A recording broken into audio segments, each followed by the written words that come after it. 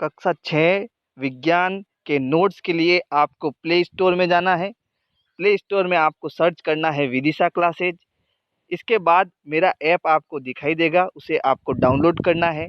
Download करने के बाद यदि आपको मेरा ऐप पसंद आ रहा है तो आपको 5 स्टार रेटिंग देनी है। धन्यवाद। नमस्कार दोस्तों, मैं जयप्रकाश देवड़ा आपका विनय क्लासेज में स्वागत करता हूं, अभिनंदन करता हूं। दोस्तों अपन कक्षा 6 के विषय सामाजिक विज्ञान के अध्याय 9 का आज अध्ययन करने वाले हैं, जिसका नाम है व्यापारी, राजा और तीर्थयात्री। दोस्तों, अगर आपने हमारे पिछले वीडियो को नहीं देखा है तो ऊपर आइकॉन बटन में दबाएं और पिछले वाले वीडियो को देखें। दोस्तों, आज अपन इस अध्याय में जो पढ़ने वाले व्यापारी और राजा के बारे में और तीर्थयात्री के बारे में पढ़ेंगे। इस अध्याय में हम पढ़ेंगे व्यापारियों के द्वारा अलग अलग देशों की दोस्तों यात्रा की जाती थी। पहले ये व्यापारी अपने सामान को दूसरे देशों में बेचने आते थे, प्राप्त धन को अपने देश में ले जाते थे।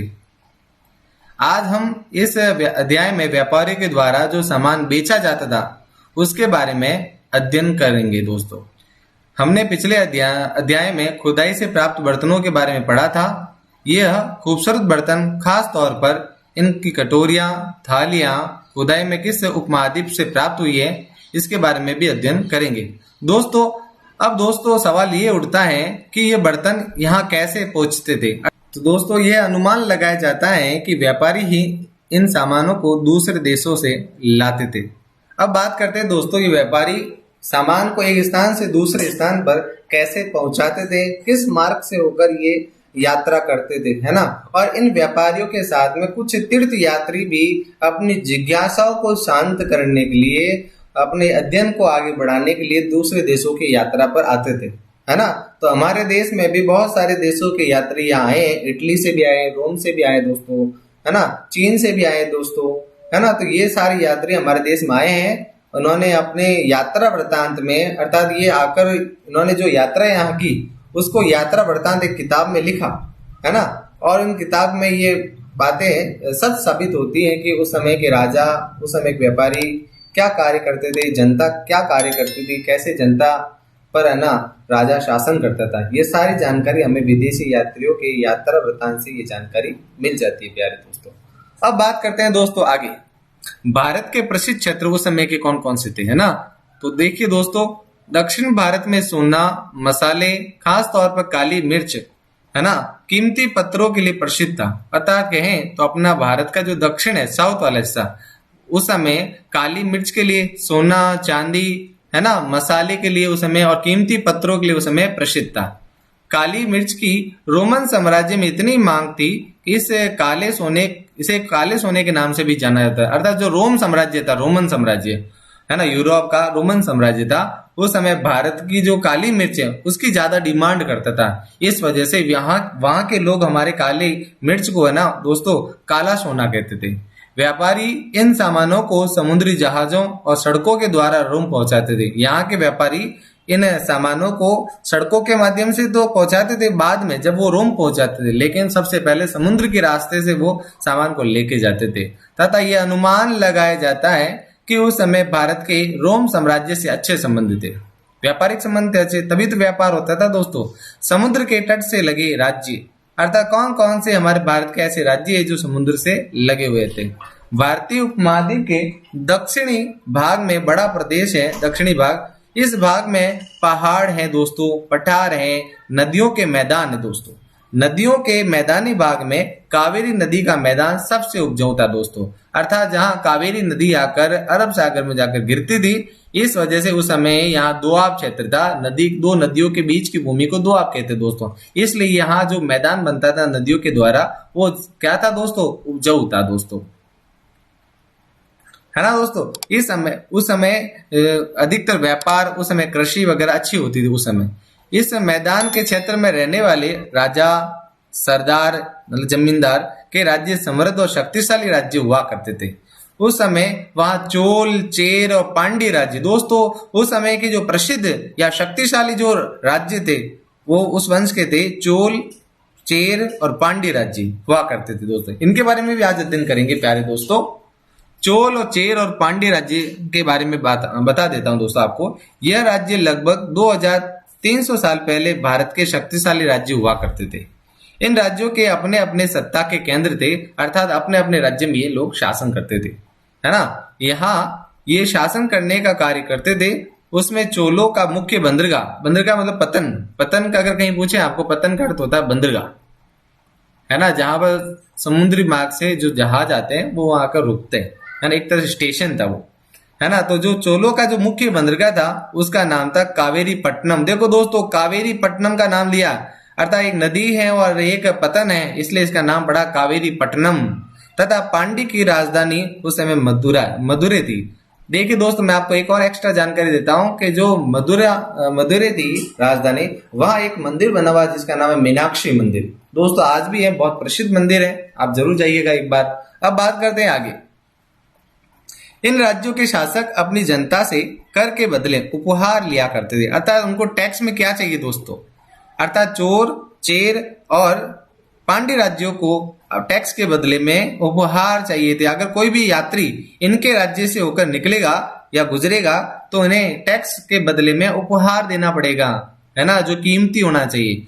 कभी कभी इन राज्यों के सैनिक आसपास के क्षेत्रों पर आक्रमण करके कर वसूलने का भी कार्य करते थे। जैसे मान लेते हैं एक विदेशी जहाज आया बंदरगाह पर, है ना, अब आके रुक गया, तो यहाँ के जो राजा थे ये क्या करेंगे, टैक्स वसूलेंगे।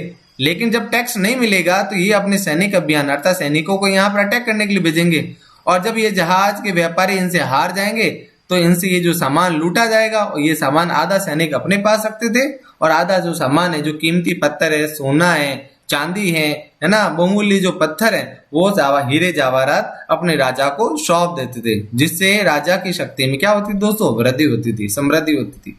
अब बात करेंगे आगे दोस्तों, सातवाहन वंश। दोस्तों सातवाहन वंश भारत का चौथा सबसे प्राचीन राजवंश है दोस्तों, क्योंकि इस राजवंश के राजा बड़े प्रतापी हुए थे और इन्हें दक्षिणापंथी वंश भी कहते हैं, क्योंकि ये दक्षिण भारत के ऊपर शासन करते थे। हमारा जो दक्षिण भारत है आज दोस्तों, वहां पर ये सातवाहन वंश के शासक राज करते थे। अब बात करते हैं इनके बारे में।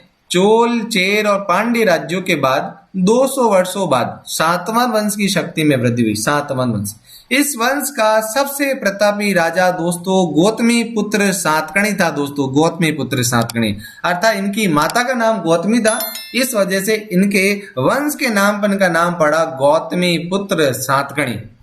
याद रहेगा दोस्तों आपको। इस राजा के बारे में हमें यह जानकारी मिलती है कि इनकी माता द्वारा एक दान दिए गए अभिलेख से जानकारी मिलती है इनके बारे में, अर्थात कह सकते हैं कि इनकी जो माता थी उन्होंने कुछ दान दिया था, और इस दान के बारे में थोड़ी जो जानकारी है ना दोस्तों, हमें वो एक अभिलेख से मिलती। इस वजह से सातवाहन वंश के गौतमीपुत्र सातकर्णी का इतिहास में उल्लेख मिलता है।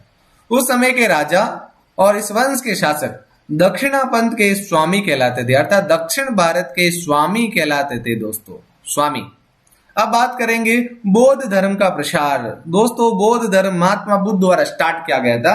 इनके बारे में भी थोड़ा जान लेते हैं कि जब कुषाण राजवंश आया, अर्थात जब कुषाणों का भारत में शासन स्टार्ट हुआ, उस समय बौद्ध धर्म की शाखाएं कहां कहां विकसित हुई।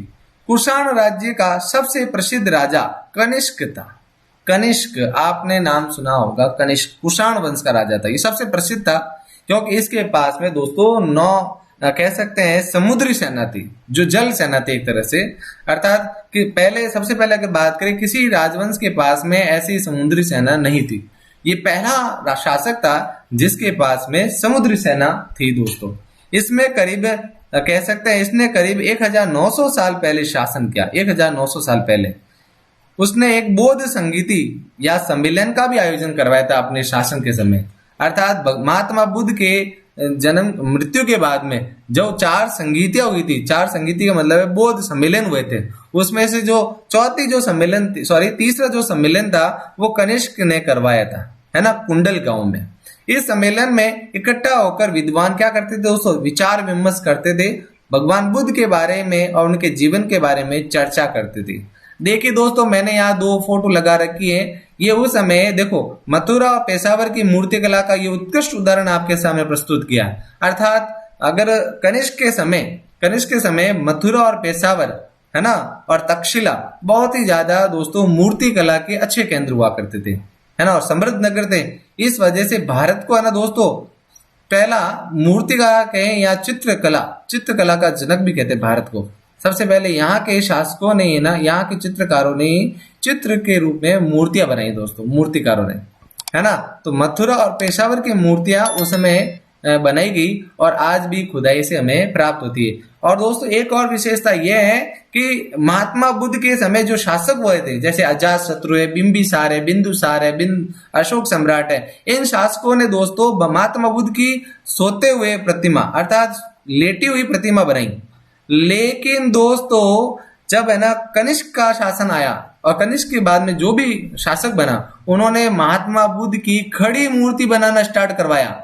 खड़ी मूर्ति, ये वेरी वेरी इंपॉर्टेंट विशेषता थी जो दोस्तों आप अगली क्लासों में पढ़ने वाले हैं, है ना। अब बात करते हैं दोस्तों आगे, है ना।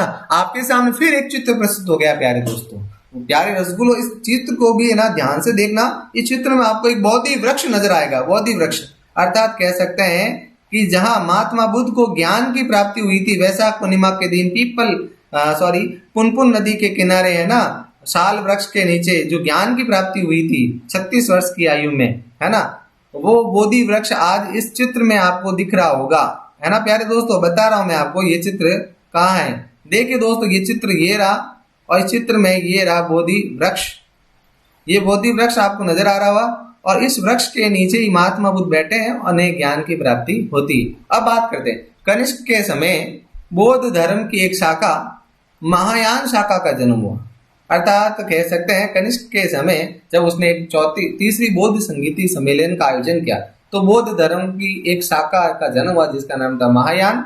इस शाखा की विशेषता ये थी कि पहले जो मूर्तियां बुद्ध की मूर्तियां बनाएगी वो संकेतों के माध्यम से बुद्ध की उपस्थिति दर्शाते थे, अर्थात संकेत दर्शाते थे। जैसे अपन कह सकते हैं कि महात्मा बुद्ध का जन्म हुआ नहीं हुआ उससे पहले उनकी माँ को एक सपना आया था और सपने में उन्होंने एक उड़ते हुए हाथी को देखा था, उड़ते हुए हाथी को, है ना, सफेद हाथी था। इस वजह से ये संकेत है कि महात्मा बुद्ध के जन्म से पहले इनकी माँ को जो सपना आया उस सपने में इन्होंने एक उड़ते हुए हाथी को देखा था, है ना। तो ये संकेत के रूप में ऐसी मूर्तियां पहले बनाई गई, हाथी की, व्याघ्र की, गेंडे की, ऐसी मूर्तियां बनाई गई, सांप की भी बनाई गई थी दोस्तों। लेकिन जब ये ऐसी मूर्तियां, जब कनिष्क के समय ऐसी मूर्तियां बनाएगी जो महात्मा बुद्ध की जो मतलब जीवन से जुड़ी घटनाएं थी, अर्थात कह सकते हैं कि इन्हें ज्ञान की प्राप्ति बोधि वृक्ष के नीचे हुई, इसलिए ऐसी मूर्तियां बनेगी। पीपल के पेड़ के नीचे दर्शा रहा है, देख लीजिए जो मैंने बताया, शाल या पीपल वृक्ष के नीचे महात्मा बुद्ध को ज्ञान की प्राप्ति होती है दोस्तों, है ना, पूर्ववेला के जंगलों में, वो वाली बात। बुद्ध की खड़ी मूर्तियां बनाई जाने लगी। इन मूर्तियों का अधिकांश मथुरा और तक्षशिला में बनाया गया, तक्षशिला और मथुरा, क्योंकि उस समय समृद्ध शहर यही थे दोस्तों कनिष्क के समय। कनिष्क के समय महायान शाखा के सदस्यों में एक परिवर्तन और आया कि जो व्यक्ति बौद्ध भिक्षु बन गया था, अर्थात जिस व्यक्ति ने बौद्ध धर्म स्वीकार कर लिया और आजीवन बौद्ध भिक्षु बनने का निर्णय किया, अब वह व्यक्ति सन्यासी ना बनकर लोगों को वानप्रस्थ में रहकर शिक्षा देने का कार्य करने लगा। दोस्तों 4 आश्रम होते हैं और मैंने जो अपनी पिछली कक्षाएं थी उसमें बताया था कि हमारे जो प्राचीन वेदों में 100 वर्ष की आयु निर्धारित की गई, एक व्यक्ति की 100 वर्ष उम्र मानी गई और इस 100 वर्ष को 4 भागों में बांटा, 25-25 के रूप में, है ना दोस्तों। और 25-25 में बांटने के बाद में इन चारों को एक एक नाम दे दिया, अर्थात कह सकते हैं जब बच्चे का जन्म होता था 0 से लगाकर 25 वर्ष की उम्र, उस समय वो ब्रह्मचर्य का आश्रम का पालन करता है, अर्थात गुरु के समीप जाकर उपनयन संस्कार कराने के बाद में गुरुकुल में जाकर शिक्षा ग्रहण करता था। उसके बाद में व्यक्ति क्या करता था दोस्तों, गृहस्थ आश्रम अपनाता था, फिर वानप्रस्थ आश्रम। तो देखो दोस्तों मैं आपको लिख देता हूँ, ये देखो ब्रह्मचर्य, बी लिख देता हूँ ब्रह्मचर्य, उसके बाद में ग्रस्त के लिए जी लिख देता हूँ दोस्तों, और जो अगला है वो वानप्रस्थ आश्रम है, और लास्ट वाला जो 25 वाला है वो मैं इधर लिख देता हूँ, जिसमें व्यक्ति क्या करता था दोस्तों, संन्यास मार्ग को अपनाता था, मोक्ष प्राप्ति के कार्य करता था, है ना। तो अब बात करते हैं जो महायान शाखा थी उसमें ऐसा मतलब परिवर्तन है कि जो बौद्ध भिक्षु बन चुके हैं व्यक्ति, उन व्यक्तियों को अब सन्यासी नहीं बनकर लोगों को महात्मा बुद्ध के जीवन की शिक्षाएं देना था, लोगों को जागरूक करना था कि आप है ना बौद्ध धर्म स्वीकार करें, है ना, ऐसा कार्य करने लगे। और वो भी उनका जो गुरुकुल था वो विहारों में हो गया। विहार का मतलब है बड़े बड़े पहाड़ों को काट कर ऐसे मतलब कि गुफाएं बनाई गई जहां पर बौद्ध भिक्षु शिक्षा ग्रहण कर सके। आज भी है दोस्तों, है ना, ये कोई पुरानी बातें नहीं रही, आज भी ऐसी बौद्ध गुफाएं मिली हैं जो अपन कह सकते हैं नागार्जुन की गुफाएं जो महाराष्ट्र में है, अशोक ने भी बनाई थी, उसके पौत्र दशरथ ने भी बनाई थी। अगर आपको और भी डिटेल में जानना है तो आप लद्दाख जो गूगल पे जाकर लद्दाख को भी सर्च करना, वहां आपको बौद्ध भिक्षुओं के बहुत सारे विहार और घर आपको नजर आ जाएंगे फोटो में। अब बात करेंगे आगे दोस्तों, उत्तरी एशिया, पूर्वी एशिया में बौद्ध धर्म की शाखाएं फैली। क्योंकि देखो दोस्तों, लोग क्या कर रहे हैं, एक स्थान से दूसरे स्थान पर यात्रा कर रहे हैं व्यापारी, और उनके साथ में कौन आएंगे, तीर्थ यात्री आएंगे, जो तीर्थ करने आएंगे। तीर्थ का मतलब समझते हैं दोस्तों, धार्मिक स्थल की यात्रा करने वाले व्यक्तियों को कहते हैं तीर्थ यात्री। तीर्थ करना या तीर्थ यात्री, जो यात्रा करेगा वो तीर्थ यात्री कहलाएगा। जिस स्थान की यात्रा कर रहे हैं वो तीर्थ है हमारे लिए, है ना। बौद्ध धर्म का विस्तार ऐसे ही हुआ। अब बात करेंगे आगे रेशम मार्ग की कहानी दोस्तों। रेशम मार्ग, आपको पता होगा, रेशम इतना, सिल्क का कपड़ा इतना सॉफ्ट होता है कि अगर आप एक अंगूठी में भी इसको डालें तो पूरी साड़ी, पूरा कपड़ा आराम से एक है ना रिंग में से होकर निकल सकता है। इतना प्योर, इतना रेशमी कपड़ा होता है।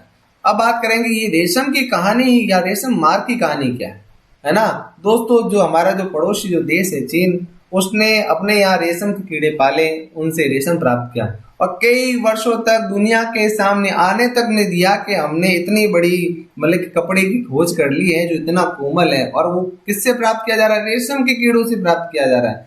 पूरी दुनिया से छुपाए रखा है ना। और कुछ समय बाद में जब उन्हीं के शासकों ने, जब यूरोप के या रोम के शासकों को जब उपहार दिए और व्यापारी, उधर के व्यापारी जब इधर आए, तब हमें और पूरी दुनिया को पता लगा कि ये रेशम मार्ग, रेशम कहाँ है, अर्थात रेशम के कीड़े कैसे पाले जाते हैं, रेशम का कपड़ा कैसे बनाया जाता है, ये जानकारी हमें बाद में प्राप्त हुई थी दोस्तों। अब बात करते हैं मेरे पॉइंटों की, बात करें तो वो है मेरी कहानी के माध्यम से। तो कीमती व चमकीले रंग और चिकनी और मुलायम बनावट की वजह से रेशमी कपड़े अधिकांश समाज में बहुमूल्य माने जाते हैं, है ना। क्योंकि भाई इतना कीमती है, इतना चिकना है, इतना मुलायम है, चमकीला है, तो भाई कीमती तो मानेंगे, बहुमूल्य मानेंगे।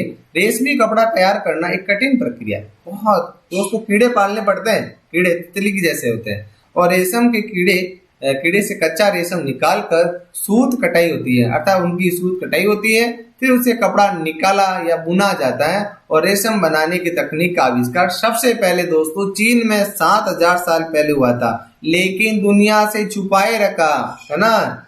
इतना भाई चीन है हमारा पड़ोसी देश, क्या कर सकते हैं। इस तकनीक को चीन ने काफी समय तक छुपाए रखा था, पर चीन से पैदल घुड़सवार अपने साथ रेशम कपड़ा भी लेकर आ जाते थे।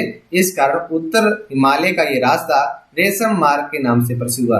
अर्थात हमारा जो उत्तर है, उत्तर में है, आपको देखा होगा हिमालय है, और हिमालय के पास में चीन है हमारा पड़ोसी देश, है ना। जो ये उत्तरी मार्ग ही कहलाएगा। जब यहाँ के व्यापारी यहाँ भारत की यात्रा पे आएंगे तो इनके साथ में कुछ तीर्थ यात्री भी आएंगे जो अपना अध्ययन करने आएंगे, भारत का भ्रमण करने आएंगे, भारत के बौद्ध धर्म के स्थलों को देखने आएंगे, है ना। तब हमें पता लगा कि है ना चीन ने इस तकनीक रेशम के कीड़े पालना तो 7000 साल पहले ही शुरू कर दिया था, लेकिन पूरी दुनिया को रसगुल्लो बताया ही नहीं, है ना। कितनी बड़ी बात है। अब बात करते हैं आगे। कभी कभी चीन के शासक ईरान व पश्चिमी एशिया के राजाओं को उपहार में रेशम कपड़ा देते थे, है ना, उपहार में, गिफ्ट में। जैसे किसी ईरान के शासक का या पश्चिमी एशिया के राजा का कोई जन्मदिन है, या उसने कोई शादी कर ली है, या उसके कोई बच्चा हुआ है, तो क्या करेंगे, ये जो चीन के जो राजा हैं उस पड़ोसी राजा गिफ्ट में क्या देंगे, रेशम का कपड़ा देंगे। इस कारण रेशम के कपड़े के बारे में पश्चिमी दुनिया को भी ये जानकारी मिल गई, और ये पश्चिमी दुनिया के लोग इस कपड़े को पहनना एक तरह से फैशन बन गया। इसलिए रेशम की डिमांड होने लगी अलग अलग देशों में, और इस वजह से रेशम के कीड़े पाले गए और उनसे रेशम कपड़ा प्राप्त किया गया, है ना। कितनी अच्छी जानकारी दोस्तों, है ना। अगर आपने हमारा चैनल सब्सक्राइब नहीं किया है तो बिल्कुल सब्सक्राइब कीजिएगा, और चैनल को लाइक, है ना, वीडियो को लाइक वगैरह कीजिएगा और शेयर जरूर कीजिएगा, और फीडबैक में मुझे जरूर बताइएगा कि हमारे इस वीडियो का सबसे अच्छा पार्ट कौन सा लगा आपको। अब बात करते हैं दोस्तों आगे। कुषाण शासकों के द्वारा इस रेशम मार्ग पर लगाए गए प्रतिबंध के बारे में जानकारी प्राप्त करते हैं, है ना। तो दोस्तों कुषाण शासकों का मध्य एशिया पश्चिमी भारत पर करीब 2000 साल पहले शासन था, है ना। अब कनिष्क की भी बात कर रहा हूं मैं यहाँ पर। कुषाण शासकों के समय पेशावर, मथुरा प्रसिद्ध शक्तिशाली केंद्र थे। तक्षशिला भी इनके राज्य का हिस्सा था। कुषाण शासकों के समय रेशम मार्ग की एक शाखा का मार्ग कुषाण राज्य से होकर गुजरता था। कुषाण राजा इस मार्ग पर कर वसूलने का कार्य करते थे, अर्थात जब उनके राज्य से कोई व्यापारी, कोई समुद्र जहाज होके गुजर रहा है तो ये कुषाण शासक उससे टैक्स वसूल करते थे। और टैक्स में क्या दोस्तों, कोई सामान अर्थात सामान भी ले सकते थे और सोने के सिक्के भी लेंगे ये लोग, है ना। सबसे पहले सोने के सिक्के कुषाण राजाओं के द्वारा ही जारी किए गए थे और रेशम मार्ग पर यात्रा करने वाले व्यापारी कर के रूप में सोने के सिक्के उन्हें देते थे। दोस्तों मैंने बताया था पिछली कक्षाओं में सिक्कों की खोज कहें तो वो 6000 ईसा पूर्व हो गई थी। और कहाँ पे हुई थी दोस्तों? यूनान में हुई थी, ये याद रखें आप, पिछली कक्षा मैंने बता रखा आपको। सॉरी दोस्तों, 600 ईसा पूर्व हुई थी।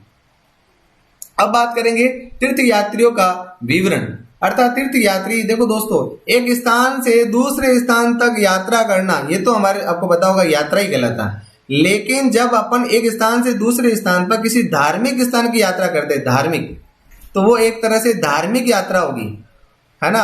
और जो व्यक्ति यहाँ यात्रा पे आएगा वो तीर्थ यात्री कहलाएगा। क्या कहलाएगा? तीर्थ यात्री। और तीर्थ यात्री उस समय अलग अलग देशों से यहाँ आते थे और वे क्या करते थे, उन्हें ग्रंथ लिखने का, किताबें लिखने का शौक था। तो अपने उस समय कोई एरोप्लेन तो होता नहीं था कि ना आधे घंटे में या 2 घंटे में या 4 घंटे में आपको एक स्थान से दूसरे स्थान तक पहुंचा देते थे, ऐसा नहीं था प्यारे दोस्तों। उस समय कोई जहाज सुविधा नहीं थी। उस समय समुद्री रास्ते से 2 महीने 3 महीने 4 महीने लगते थे दोस्तों, है ना।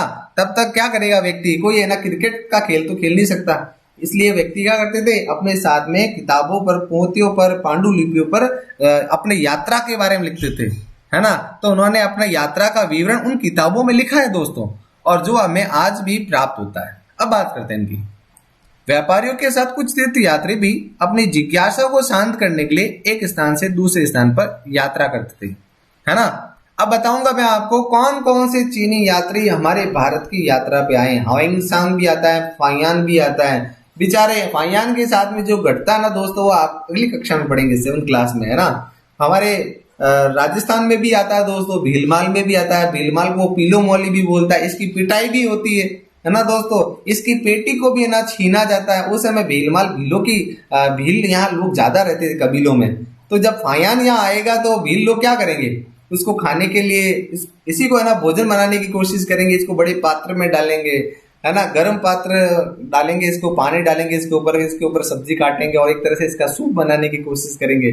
और ये उस समय फाहियान भगवान बुद्ध का ना ऐसा स्मरण करेगा, उन्हें याद करेगा। अचानक तूफान आता है और तूफान में इतनी आंधी आती है कि ना वो जो पात्र था जिसमें ये खुद खड़ा था और भगवान से मिन्नतें करा था, और वो पात्र नीचे गिर जाता है और फाहियान नीचे गिरते ही भागने की कोशिश करता है। तो इतनी सारी घटनाएं आप अगली क्लास में पढ़ने वाले दोस्तों, है ना।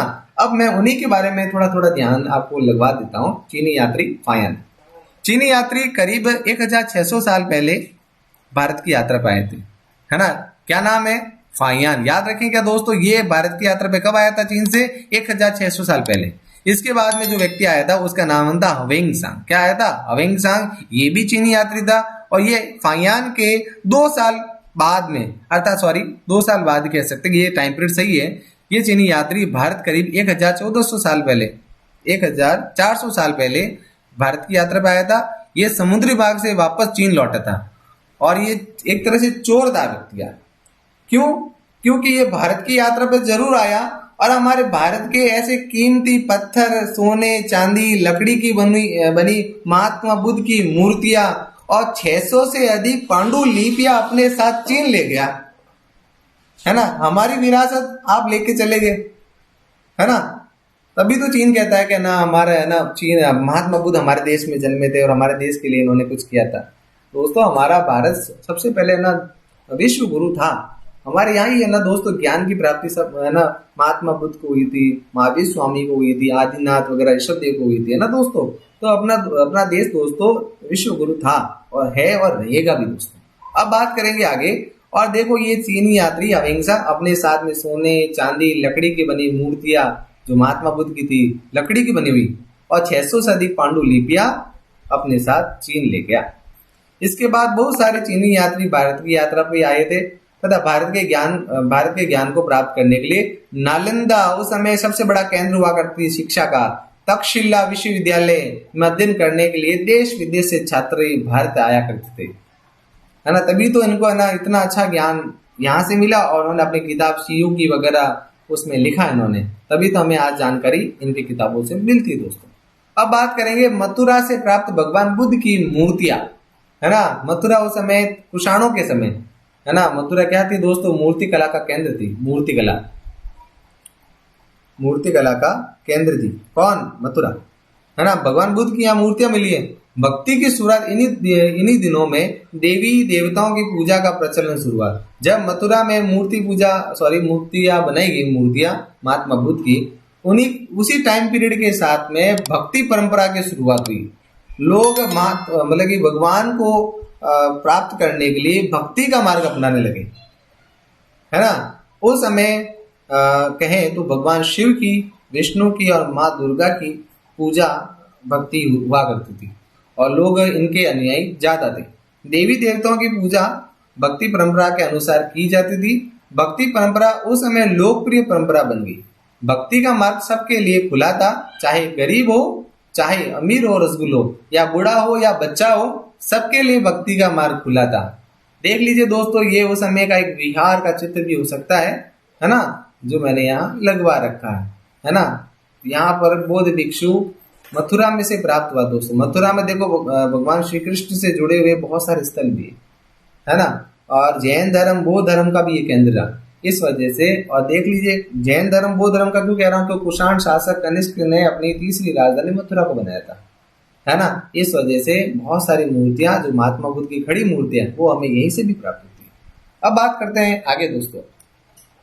भक्ति मार्ग की चर्चा हिंदुओं के पवित्र ग्रंथ भगवत गीता में की गई है ना। भगवत गीता हमारे हिंदू धर्म का सबसे पवित्र ग्रंथ माना जाता है ना। वेदों के बाद में अगर किसी का अंदर ज्ञान है तो वो भगवत गीता में दोस्तों, है ना। आपको पता होगा जब महाभारत का युद्ध लड़ रहा था, है ना, चल रहा था, उस समय सारी मतलब पूरी दुनिया उस युद्ध में शामिल थी एक तरह से, है ना। और उस समय पांडव और कौरव के बीच में युद्ध लड़ रहा था और उस समय अर्जुन के साथ में, और अर्जुन के जो सारथी बनकर श्री कृष्ण उनके साथ में थे, और श्री कृष्ण अर्जुन को उपदेश देते हैं कि हे अर्जुन, आप सब कुछ छोड़कर मेरी शरण में आ जाओ, मैं आपको सारे पापों से मुक्त कर दूंगा, आप मेरी शरण में आ जाए। ऐसे उपदेश है ना श्री कृष्ण अर्जुन को देते हैं। भगवत गीता में यही है ना। गीता का ज्ञान जो लिखा हुआ है वो भगवत गीता में लिखा हुआ है। अब बात करेंगे आगे दोस्तों इसी में। भगवत गीता महाभारत का भाग है। भगवत गीता में भगवान श्री कृष्ण अपने मित्र, अपने सखा अर्जुन को शरण में आने का उपदेश देते हैं, क्योंकि केवल कृष्ण ही अर्जुन को सभी पापों से मुक्ति दिला सकते थे। इसलिए अर्जुन को अपनी शरण में आने का उपदेश देते हैं। निष्कर्ष क्या है दोस्तों, पहले ये बता देता हूँ, ये मूर्ति वराह की मूर्ति है। जब भगवान विष्णु ने, नारायण ने एक वराह अवतार अपनाया था, आपको याद नहीं है तो कहानी छुपी हुई इसके पीछे। जब है ना एक ऐसा टाइम पीरियड आता है कि जो वेदों के जो अगर कहें, जो हमारे जो 4 वेद है, सामवेद, ऋग्वेद, यजुर्वेद, सामवेद, अथर्ववेद, है ना, इन वेदों की जब चोरी हो जाती है और ये जो वेद है उस समय जो ब्रह्मदेव है उनके पास में थे और उनसे चोरी कर लेते हैं कोई 2 राक्षस, और वे लाकर है ना इन वेदों को समुद्र के अथाह सागर में इन्हें छुपा देते हैं। जब श्री नारायण वराह अवतार को अपनाते हैं और पूरी धरती को उस प्रलय से बचाते हैं, क्योंकि वेद में सारा ज्ञान था, पूरी दुनिया ना दोस्तों अज्ञान में डूब गई थी, पानी में डूब गई थी। इस वजह से पूरी पृथ्वी को, पूरी सृष्टि को ना वराह ने अपने मुख पर धारण करके उसे पुनः उसकी जगह पर स्थापित किया और पुनः चारों वेदों को ना ब्रह्मा जी को सौंपा, तब जाकर वापस ज्ञान का संचार हुआ दोस्तों। ऐसे तो ये निष्कर्ष में आपको ये मूर्ति जरूर याद आनी चाहिए। वराह की मूर्ति है, वराह भगवान वराह, विष्णु की वराह मूर्ति है। वराह अवतार भगवान श्री नारायण।